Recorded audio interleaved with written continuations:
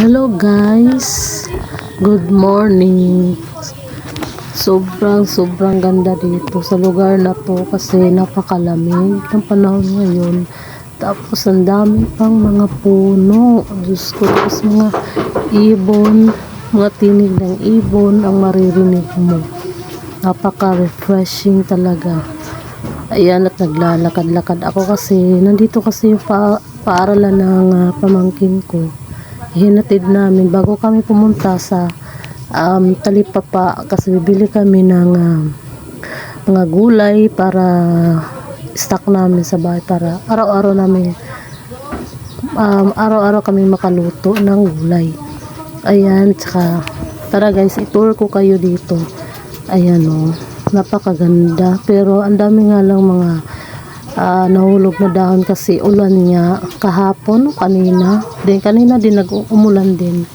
Ayan, sobrang presko talaga dito guys. Diyos ko, napaka refreshing talaga para mawawala ang problema mo pag nandito ka kasi makikita mo puro kahoy, tinig ng ibon. Ayan o, dito nga pala yan sa Kapitol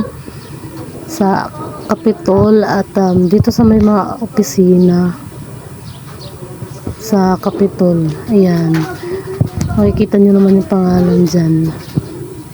Ayan, tapos ang dami nilang tinanim na mga kahoy ata yan para tatanim din nila sa iba pang mga bakanting lupa para dumami sila. Maraming kahoy dito na nakikita. Saka dito naman tayo sa isa pang lugar na pinuntahan ko na sobrang presko talaga. Ang hangin, maaraw siya pero hindi masakit yung araw kasi palubog na to. At nag-deliver ako ng order dyan na oyster. Pauwi na ako niyan pero naglalakad-lakad muna ako kasi pinipil ko yung lugar, yung hangin, yung mga puno. May mga sasakyan pero konti nga lang. Okay lang kasi Diyos ko, napaka-presko. Ayun ang tanawin. Ito talaga ang napapahina sa akin